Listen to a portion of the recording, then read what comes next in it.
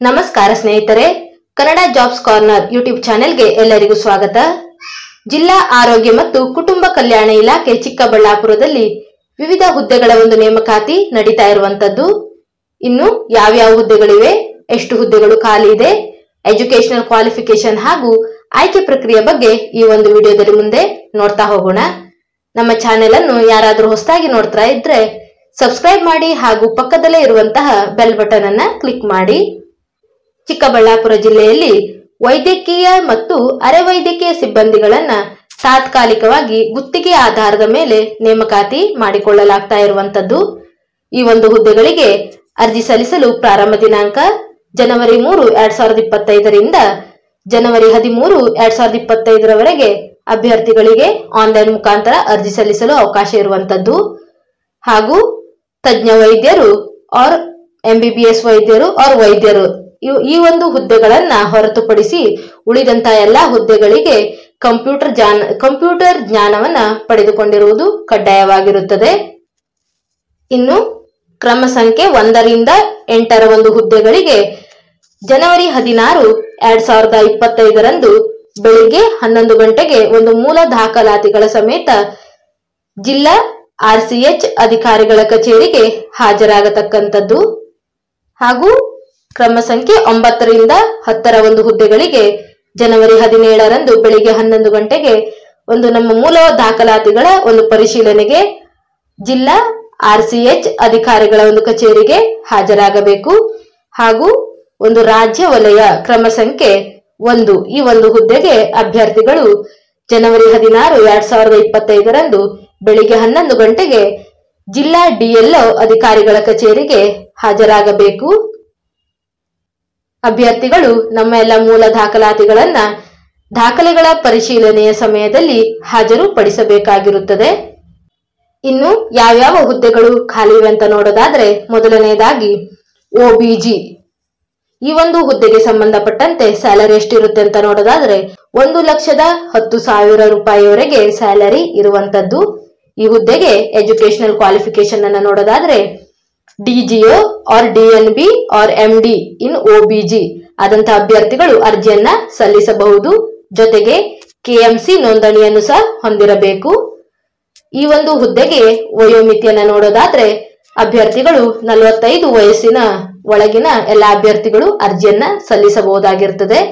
ಇನ್ನು ಈ ಹುದ್ದೆಗೆ ಸಂಬಂಧಪಟ್ಟಂತೆ ಒಟ್ಟು 4 ಪೋಸ್ಟ್ಗಳು ಖಾಲಿ ಇರುವಂತದ್ದು. ಇನ್ನು ಯಾವ್ಯಾವ ಕೆಟಗರಿಯಲ್ಲಿ ಎಷ್ಟೆಷ್ಟು ಪೋಸ್ಟ್ಗಳು ಖಾಲಿ ಇದೆ ಎಂದು ನೋಡೋಣ. ಸಾಮಾನ್ಯ ಅಭ್ಯರ್ಥಿ ಈ ಒಂದು ಕೆಟಗರಿಯಲ್ಲಿ ಒಟ್ಟು 2 ಹುದ್ದೆಗಳು ಖಾಲಿ ಇರುವಂತದ್ದು. ಮಹಿಳಾ ಅಭ್ಯರ್ಥಿಗಳಿಗೆ 1 ಹಾಗೂ ಅಂಗವಿಕಲ ಅಭ್ಯರ್ಥಿಗಳಿಗೆ 1 ಹುದ್ದೆ. ಇನ್ನು ಪರಿಶಿಷ್ಟ ಜಾತಿಯಲ್ಲಿ ಸಾಮಾನ್ಯ ಅಭ್ಯರ್ಥಿಗಳಿಗೆ 1 ಹುದ್ದೆಗಳು ಖಾಲಿ ಇರುವಂತದ್ದು. ಇನ್ನು ಪರಿಶಿಷ್ಟ ಪಂಗಡದಲ್ಲಿ ಗ್ರಾಮೀಣ ಅಭ್ಯರ್ಥಿಗೆ 1 ಹುದ್ದೆ ಖಾಲಿ ಇರುವಂತದ್ದು. ಒಟ್ಟು 4 ಹುದ್ದೆಗಳು ಖಾಲಿ ಇದೆ.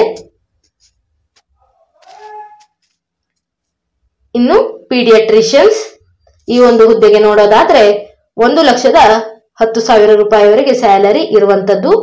ಇನ್ನು ಎಜುಕೇಶನಲ್ ಕ್ವಾಲಿಫಿಕೇಶನ್ ಅನ್ನ ನೋಡೋದಾದ್ರೆ MD in paediatricians or MBBS ಜೊತೆಗೆ DCH or DNB in child ಈ ಒಂದು ಕ್ವಾಲಿಫಿಕೇಶನ್ ಆದವರು ಈ ಒಂದು ಹುದ್ದೆಗೆ ಅರ್ಜಿಯನ್ನ ಸಲ್ಲಿಸಬಹುದಾಗಿರುತ್ತದೆ. KMC ನೋಂದಣಿಯನ್ನು ಸಹ ಹೊಂದಿರತಕ್ಕಂಥದ್ದು. ಈ ಒಂದು ಹುದ್ದೆಗಳಿಗೆ ಅರ್ಜಿ ಸಲ್ಲಿಸುವಂತ ಅಭ್ಯರ್ಥಿಗಳಿಗೆ ಗರಿಷ್ಠ 45 ವಯಸ್ಸಿನ ಎಲ್ಲಾ ಅಭ್ಯರ್ಥಿಗಳು ಅರ್ಜಿಯನ್ನ ಸಲ್ಲಿಸಬಹುದಾಗಿರ್ತದೆ. ಇನ್ನು ಈ ಹುದ್ದೆಗೆ ಸಂಬಂಧಪಟ್ಟಂತೆ ಯಾವ್ಯಾವ ಕೆಟಗರಿಯಲ್ಲಿ ಎಷ್ಟೆಷ್ಟು ಹುದ್ದೆಗಳು ಖಾಲಿ ಇದೆ ಅಂತ ನೋಡೋದಾದ್ರೆ, ಸಾಮಾನ್ಯ ಅಭ್ಯರ್ಥಿ ಈ ಒಂದು ಕೆಟಗರಿಯಲ್ಲಿ ಮಹಿಳಾ ಅಭ್ಯರ್ಥಿಗಳಿಗೆ 1 ಪೋಸ್ಟ್ ಖಾಲಿ ಇದೆ. ಪರಿಶಿಷ್ಟ ಜಾತಿಯಲ್ಲಿ ಸಾಮಾನ್ಯದಲ್ಲಿ 1 ಹುದ್ದೆ ಖಾಲಿ ಇರುವಂತದ್ದು. ಹಾಗೂ ಪರಿಶಿಷ್ಟ ಪಂಗಡದಲ್ಲಿ ಗ್ರಾಮೀಣ ಅಭ್ಯರ್ಥಿಗಳಿಗೆ 1 ಹುದ್ದೆ ಖಾಲಿ ಇರುವಂತದ್ದು. ಒಟ್ಟು 3 ಹುದ್ದೆಗಳು ಖಾಲಿ ಇದೆ. ಇನ್ನು ಮೂರನೇದಾಗಿ ಅನಸ್ತೇಶಿಯಾ ಅಂದ್ರೆ ಅರವಳಿಕೆ ತಜ್ಞರು ಈ ಒಂದು ಹುದ್ದೆಗೆ ಸಂಬಂಧಪಟ್ಟಂತೆ ನೋಡೋದಾದ್ರೆ 1,10,000ವರೆಗೆ ಸ್ಯಾಲರಿ ಇರುವಂತದ್ದು. ಎಜುಕೇಶನಲ್ ಕ್ವಾಲಿಫಿಕೇಶನ್ ಅನ್ನ ನೋಡೋದಾದ್ರೆ MD in anaesthesia or DA or DNB ಈ ಒಂದು ಕೋರ್ಸ್ ಅನ್ನ ಮಾಡಿರೋರು ಅರ್ಜಿಯನ್ನ ಸಲ್ಲಿಸಬಹುದಾಗಿರ್ತದೆ. ಜೊತೆಗೆ KMCಯಲ್ಲಿ ನೋಂದಣಿಯನ್ನ ಹೊಂದಿರತಕ್ಕಂಥ ಈ ಒಂದು ಹುದ್ದೆಗೆ ಗರಿಷ್ಠ 45 ವಯಸ್ಸಿನ ಎಲ್ಲ ಅಭ್ಯರ್ಥಿಗಳು ಅರ್ಜಿಯನ್ನು ಸಲ್ಲಿಸಬಹುದು. ಒಟ್ಟು 1 ಹುದ್ದೆ ಖಾಲಿ ಇರುವಂತದ್ದು. 4ನೇದಾಗಿ ಫಿಸಿಷಿಯನ್ ಆರ್ ಕನ್ಸಲ್ಟೆಂಟ್ ಮೆಡಿಸಿನ್.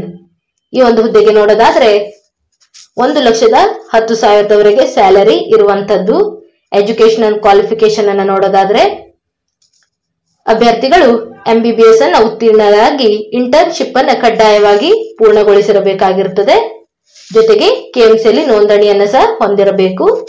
ಗರಿಷ್ಠ 45 ವಯಸ್ಸಿನ ಎಲ್ಲ ಅಭ್ಯರ್ಥಿಗಳು ಅರ್ಜಿಯನ್ನು ಸಲ್ಲಿಸಬಹುದಾಗಿರುತ್ತದೆ. ಇನ್ನು ಒಟ್ಟು 4 ಪೋಸ್ಟ್ಗಳು ಖಾಲಿ ಇರುವಂತದ್ದು. ಸಾಮಾನ್ಯ ಅಭ್ಯರ್ಥಿ ಈ ಒಂದು ಕೆಟಗರಿಗೆ ಸಂಬಂಧಪಟ್ಟಂತೆ ಮಹಿಳಾ ಅಭ್ಯರ್ಥಿಗಳಿಗೆ 1, ಅಂಗವಿಕಲ 1, ಒಟ್ಟು 2 ಹುದ್ದೆ ಖಾಲಿ ಇದೆ. ಇನ್ನು ಪರಿಶಿಷ್ಟ ಜಾತಿಯಲ್ಲಿ ಸಾಮಾನ್ಯ 1 ಅಭ್ಯರ್ಥಿಗಳಿಗೆ 1 ಹುದ್ದೆ ಖಾಲಿ ಇದೆ. ಇನ್ನು ಪರಿಶಿಷ್ಟ ಪಂಗಡದಲ್ಲಿ ಗ್ರಾಮೀಣ ಅಭ್ಯರ್ಥಿಗಳಿಗೆ 1 ಹುದ್ದೆ ಖಾಲಿ ಇರುವಂತದ್ದು. ಒಟ್ಟು 4 ಹುದ್ದೆಗಳು ಖಾಲಿ ಇದೆ. ಇನ್ನು 5ನೇದಾಗಿ ಆಫ್ಥಮೋಲಾಜಿಸ್ಟ್. ಈ ಒಂದು ಹುದ್ದೆಗೆ ನೋಡೋದಾದ್ರೆ 1,10,000 ರೂಪಾಯಿವರೆಗೆ ಸ್ಯಾಲರಿ ಇರುವಂತದ್ದು. ಇನ್ನು ಎಜುಕೇಶನಲ್ ಕ್ವಾಲಿಫಿಕೇಶನ್ ಅನ್ನ ನೋಡೋದಾದ್ರೆ MS or MD in ophthalmology with 1 year experience. MS or MD in ophthalmology ಈ ಒಂದು ಕೋರ್ಸ್ ಅನ್ನ ಮಾಡಿರುವಂತಹ ಅಭ್ಯರ್ಥಿಗಳು ಅರ್ಜಿಯನ್ನ ಸಲ್ಲಿಸಬಹುದಾಗಿರುತ್ತದೆ. ಜೊತೆಗೆ 1 ವರ್ಷಗಳ ಒಂದು ಎಕ್ಸ್ಪೀರಿಯನ್ಸ್ ಅನ್ನ ಹೊಂದಿರಬೇಕು. ಜೊತೆಗೆ ಇನ್ನೊಂದು ಕ್ವಾಲಿಫಿಕೇಶನ್ ಸಹ ನೀಡಿದ್ದಾರೆ, DOMS. ಈ ಒಂದು ಕೋರ್ಸ್ ಅನ್ನ ಮಾಡಿರೋರು ಸಹ ಅರ್ಜಿಯನ್ನ ಸಲ್ಲಿಸಬಹುದು. ಜೊತೆಗೆ 2 ವರ್ಷಗಳ ಒಂದು ಎಕ್ಸ್ಪೀರಿಯನ್ಸ್ ಅನ್ನ ಹೊಂದಿರಬೇಕಾಗಿರುತ್ತದೆ. ಗರಿಷ್ಠ 45 ವಯಸ್ಸಿನ ಎಲ್ಲಾ ಅಭ್ಯರ್ಥಿಗಳು ಅರ್ಜಿಯನ್ನ ಸಲ್ಲಿಸಬಹುದು. ಇನ್ನು MBBS ವೈದ್ಯರು ಈ ಒಂದು ಹುದ್ದೆಗೆ ನೋಡೋದಾದ್ರೆ ಕ್ವಾಲಿಫಿಕೇಶನ್ ಅನ್ನ ನೋಡೋದಾದ್ರೆ MBBS ಉತ್ತೀರ್ಣರಾಗಿ ಇಂಟರ್ನ್ಶಿಪ್ ಅನ್ನ ಕಡ್ಡಾಯವಾಗಿ ಪೂರ್ಣಗೊಳಿಸಿರಬೇಕು. ಜೊತೆಗೆ KMC ನೋಂದಣಿಯನ್ನು ಸಹ ಹೊಂದಿರತಕ್ಕಂಥದ್ದು. ಈ ಒಂದು ಹುದ್ದೆಗೆ ಗರಿಷ್ಠ 45 ವಯಸ್ಸಿನ ಎಲ್ಲ ಅಭ್ಯರ್ಥಿಗಳು ಅರ್ಜಿಯನ್ನ ಸಲ್ಲಿಸಬಹುದಾಗಿರುತ್ತದೆ. ಒಟ್ಟು 22 ಪೋಸ್ಟ್ಗಳು ಖಾಲಿ ಇರುವಂತದ್ದು. ಇನ್ನು ಸಾಮಾನ್ಯ ಅಭ್ಯರ್ಥಿಗಳಿಗೆ ಒಟ್ಟು 10 ಹುದ್ದೆಗಳು ಖಾಲಿ ಇದೆ. ಮಹಿಳಾ ಅಭ್ಯರ್ಥಿಗಳಿಗೆ 4 ಹುದ್ದೆ, ಗ್ರಾಮೀಣ 1 ಹುದ್ದೆ, ಮಾಜಿ ಸೈನಿಕ ಅಭ್ಯರ್ಥಿಗಳಿಗೆ 2 ಹುದ್ದೆ ಹಾಗೂ ಕನ್ನಡ ಮಾಧ್ಯಮ 1, ಜೊತೆಗೆ ಅಂಗವಿಕಲ ಅಭ್ಯರ್ಥಿಗಳಿಗೆ 2 ಹುದ್ದೆ, ಒಟ್ಟು 10 ಹುದ್ದೆಗಳು ಖಾಲಿ ಇರುವಂತದ್ದು. ಇನ್ನು ಪರಿಶಿಷ್ಟ ಜಾತಿಯಲ್ಲಿ ಒಟ್ಟು 4 ಹುದ್ದೆಗಳು ಖಾಲಿ ಇದೆ. ಸಾಮಾನ್ಯ 1 ಹುದ್ದೆ, ಗ್ರಾಮೀಣ 3 ಹುದ್ದೆಗಳು, ಒಟ್ಟು 4 ಹುದ್ದೆಗಳು ಖಾಲಿ ಇರುವಂತದ್ದು. ಇನ್ನು ಪರಿಶಿಷ್ಟ ಪಂಗಡದಲ್ಲಿ ಗ್ರಾಮೀಣ ಅಭ್ಯರ್ಥಿಗಳಿಗೆ 1 ಹುದ್ದೆ ಖಾಲಿ ಇದೆ. ಪ್ರವರ್ಗ 1ರಲ್ಲಿ ಮಹಿಳಾ ಅಭ್ಯರ್ಥಿಗಳಿಗೆ 1 ಹುದ್ದೆ ಖಾಲಿ ಇರುವಂತದ್ದು. ಹಾಗೂ ಕೆಟಗರಿ 2A ಮಹಿಳಾ ಅಭ್ಯರ್ಥಿಗಳಿಗೆ 2 ಹುದ್ದೆಗಳು, ಯೋಜನಾ ನಿರಾಶ್ರಿತರಿಗೆ 1 ಹುದ್ದೆ, ಒಟ್ಟು 3 ಹುದ್ದೆ ಖಾಲಿ ಇರುವಂತದ್ದು. ಇನ್ನು ಪ್ರವರ್ಗ 2Bಯಲ್ಲಿ ಸಾಮಾನ್ಯ ಅಭ್ಯರ್ಥಿಗಳಿಗೆ 1 ಹುದ್ದೆ ಖಾಲಿ ಇದೆ. ಪ್ರವರ್ಗ 3Aದಲ್ಲಿ ಮಹಿಳಾ ಅಭ್ಯರ್ಥಿಗಳಿಗೆ 1 ಹುದ್ದೆ ಖಾಲಿ ಇರುವಂತದ್ದು. ಇನ್ನು ಪ್ರವರ್ಗ 3B ಸಾಮಾನ್ಯ ಅಭ್ಯರ್ಥಿಗಳಿಗೆ 1 ಹುದ್ದೆ ಖಾಲಿ ಇರುವಂತದ್ದು. ಒಟ್ಟು 22 ಹುದ್ದೆಗಳು ಖಾಲಿ ಇರುವಂತದ್ದು. ಡಿಸ್ಟ್ರಿಕ್ಟ್ ಹಾಸ್ಪಿಟಲ್ ಕ್ವಾಲಿಟಿ ಮ್ಯಾನೇಜರ್ ಈ ಒಂದು ಹುದ್ದೆಗೆ ನೋಡೋದಾದ್ರೆ ಅಭ್ಯರ್ಥಿಗಳಿಗೆ 35,000ವರೆಗೆ ಒಂದು ಸ್ಯಾಲರಿ ಇರುವಂತದ್ದು. ಎಜುಕೇಶನಲ್ ಕ್ವಾಲಿಫಿಕೇಶನ್ ಅನ್ನ ನೋಡೋದಾದ್ರೆ MBBS, dental, AYUSH, nursing, life science, social science, bachelor in public health. ಇದರಲ್ಲಿ ಯಾವುದಾದರೂ ಒಂದು ವಿಷಯದಲ್ಲಿ ಯುಜಿಯನ್ನ ಮಾಡಿರುವಂತಹ ಅಭ್ಯರ್ಥಿಗಳು ಅರ್ಜಿಯನ್ನ ಸಲ್ಲಿಸಬಹುದಾಗಿರುತ್ತದೆ. ಜೊತೆಗೆ master in health administration or health management or master in public health ನಲ್ಲಿ ಇದರಲ್ಲಿ ಯಾವುದಾದರೂ ಒಂದು ವಿಷಯದಲ್ಲಿ PGಯನ್ನ ಮಾಡಿರುವಂತಹ ಅಭ್ಯರ್ಥಿಗಳು ಸಹ ಈ ಒಂದು ಹುದ್ದೆಗೆ ಅರ್ಜಿಯನ್ನ ಸಲ್ಲಿಸಬಹುದು. ಜೊತೆಗೆ 1 ವರ್ಷಗಳ ಒಂದು ಎಕ್ಸ್ಪೀರಿಯನ್ಸ್ ಅನ್ನ ಹೊಂದಿರಬೇಕಾಗಿರುತ್ತದೆ. ಇನ್ನು public health or hospital administration ನಲ್ಲಿ 1 ವರ್ಷಗಳ ಒಂದು ಎಕ್ಸ್ಪೀರಿಯನ್ಸ್ ಅನ್ನ ಹೊಂದಿರಬೇಕು. ಈ ಒಂದು ಹುದ್ದೆಗೆ ವಯೋಮಿತಿಯನ್ನು ನೋಡೋದಾದ್ರೆ ಗರಿಷ್ಠ 40 ವರ್ಷದ ಒಳಗಿನ ಎಲ್ಲ ಅಭ್ಯರ್ಥಿಗಳು ಅರ್ಜಿಯನ್ನ ಸಲ್ಲಿಸಬಹುದಾಗಿರುತ್ತದೆ. ಇನ್ನು 8ನೇದಾಗಿ ಡಿಸ್ಟ್ರಿಕ್ಟ್ ಕೋಆರ್ಡಿನೇಟರ್ AAM ಈ ಒಂದು ಹುದ್ದೆಗೆ ನೋಡೋದಾದ್ರೆ ಅಭ್ಯರ್ಥಿಗಳಿಗೆ ಆಯ್ಕೆಯಾದಂತಹ ಅಭ್ಯರ್ಥಿಗಳಿಗೆ 30,000ವರೆಗೆ ಸ್ಯಾಲರಿ ಇರುವಂತದ್ದು. ಇನ್ನು ಎಜುಕೇಶನಲ್ ಕ್ವಾಲಿಫಿಕೇಶನ್ ಅನ್ನ ನೋಡೋದಾದ್ರೆ BDS, BAMS, BHMS, BUMS, BYNS, MSc in Science, BSc Nursing with MPH or MBA. ಇದರಲ್ಲಿ ಯಾವುದಾದರೂ ಒಂದು ಕ್ವಾಲಿಫಿಕೇಶನ್ ಅನ್ನ ಹೊಂದಿರುವಂತಹ ಅಭ್ಯರ್ಥಿಗಳು ಅರ್ಜಿಯನ್ನ ಸಲ್ಲಿಸಬಹುದು. ಈ ಒಂದು ಹುದ್ದೆಗೆ ಏಜ್ ಲಿಮಿಟ್ ಅನ್ನು ನೋಡೋದಾದ್ರೆ 40 ವರ್ಷದ ಒಳಗಿನ ಎಲ್ಲ ಅಭ್ಯರ್ಥಿಗಳು ಅರ್ಜಿಯನ್ನು ಸಲ್ಲಿಸಬಹುದು. ಒಟ್ಟು 1 ಹುದ್ದೆಗಳು ಖಾಲಿ ಇರುವಂತದ್ದು. ಇನ್ನು 9ನೇದಾಗಿ PHCO ಈ ಒಂದು ಹುದ್ದೆಗೆ ನೋಡೋದಾದ್ರೆ ಎಜುಕೇಶನಲ್ ಕ್ವಾಲಿಫಿಕೇಶನ್ ಅನ್ನ ನೋಡೋದಾದ್ರೆ SSLC with ANM training and certificate issued by Karnataka nursing council. SSLC ಆಗಿರುವಂತಹ ಅಭ್ಯರ್ಥಿಗಳು ಅರ್ಜಿಯನ್ನು ಸಲ್ಲಿಸಬಹುದು. ಜೊತೆಗೆ ANM ಟ್ರೈನಿಂಗ್ ಅನ್ನು ಸಹ ಪಡೆದುಕೊಂಡಿರಬೇಕಾಗಿರುತ್ತದೆ. ಈ ಒಂದು ಹುದ್ದೆಗೆ ವಯೋಮಿತಿಯನ್ನು ನೋಡೋದಾದ್ರೆ ಗರಿಷ್ಠ 40 ವಯಸ್ಸಿನ ಎಲ್ಲ ಅಭ್ಯರ್ಥಿಗಳು ಅರ್ಜಿಯನ್ನ ಸಲ್ಲಿಸಬಹುದಾಗಿರುತ್ತದೆ. ಹಾಗೂ ಇನ್ನು ಕ್ಯಾಟಗರಿ ವೈಸ್ ಎಷ್ಟೆಷ್ಟು ಹುದ್ದೆಗಳು ಖಾಲಿ ಇವೆ ಎಂದು ನೋಡೋದಾದ್ರೆ ಒಟ್ಟು 3 ಹುದ್ದೆಗಳು ಖಾಲಿ ಇರುವಂತದ್ದು. ಸಾಮಾನ್ಯ ಅಭ್ಯರ್ಥಿಗಳಿಗೆ 1 ಪೋಸ್ಟ್ ಖಾಲಿ ಇರುವಂತದ್ದು. ಪರಿಶಿಷ್ಟ ಜಾತಿಯ ಒಂದು ಅಭ್ಯರ್ಥಿಗಳಿಗೆ ಸಾಮಾನ್ಯದಲ್ಲಿ 1 ಪೋಸ್ಟ್, ಪರಿಶಿಷ್ಟ ಪಂಗಡ ಅಭ್ಯರ್ಥಿಗಳಿಗೆ ಗ್ರಾಮೀಣ ವಿಭಾಗದಲ್ಲಿ 1 ಪೋಸ್ಟ್, ಒಟ್ಟು 3 ಹುದ್ದೆಗಳು ಖಾಲಿ ಇರುವಂತದ್ದು. ಇನ್ನು ಸ್ಟಾಫ್ ನರ್ಸ್ ಈ ಒಂದು ಹುದ್ದೆಗೆ ನೋಡೋದಾದ್ರೆ ಮಹಿಳಾ ಅಭ್ಯರ್ಥಿಗಳು ಮಾತ್ರ ಅರ್ಜಿಯನ್ನು ಸಲ್ಲಿಸಬಹುದಾಗಿರುತ್ತದೆ. ಇನ್ನು ಎಜುಕೇಶನಲ್ ಕ್ವಾಲಿಫಿಕೇಶನ್ ಅನ್ನ ನೋಡೋದಾದ್ರೆ GNM ಕ್ವಾಲಿಫಿಕೇಶನ್ ಅನ್ನು ಹೊಂದಿರುವಂತಹ ಅಭ್ಯರ್ಥಿಗಳು ಅರ್ಜಿಯನ್ನ ಸಲ್ಲಿಸಬಹುದು. ಜೊತೆಗೆ 2 ವರ್ಷಗಳ ಒಂದು ಹಾಸ್ಪಿಟಲ್ ನಲ್ಲಿ ವರ್ಕ್ ಮಾಡಿರುವಂತಹ ಎಕ್ಸ್ಪೀರಿಯನ್ಸ್ ಅನ್ನ ಹೊಂದಿರಬೇಕಾಗಿರುತ್ತದೆ. ಇನ್ನು ವಯೋಮಿತಿಯನ್ನು ನೋಡೋದಾದ್ರೆ 45 ವರ್ಷದ ಒಳಗಿನ ಎಲ್ಲಾ ಅಭ್ಯರ್ಥಿಗಳು ಅರ್ಜಿಯನ್ನ ಸಲ್ಲಿಸಬಹುದಾಗಿರುತ್ತದೆ. ಒಟ್ಟು 19 ಹುದ್ದೆಗಳು ಖಾಲಿ ಇರುವಂತದ್ದು. ಇನ್ನು ಕ್ಯಾಟಗರಿ ವೈಸ್ ಎಷ್ಟೆಷ್ಟು ಹುದ್ದೆಗಳು ಖಾಲಿ ಇದೆ ಎಂದು ನೋಡೋಣ.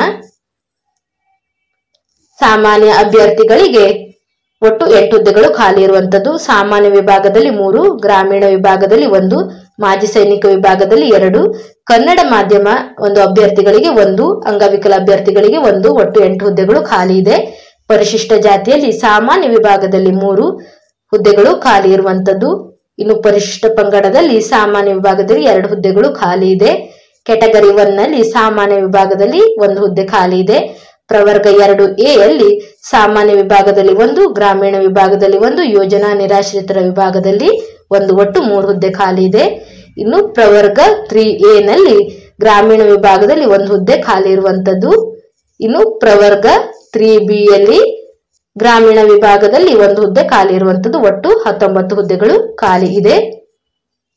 ಇನ್ನು ರಾಜ್ಯ ವಲಯದಲ್ಲಿ ನೋಡೋದಾದ್ರೆ ಸೈಕಿಯಾಟ್ರಿಸ್ಟ್ ಈ ಒಂದು ಹುದ್ದೆಗೆ ನೋಡೋಣ.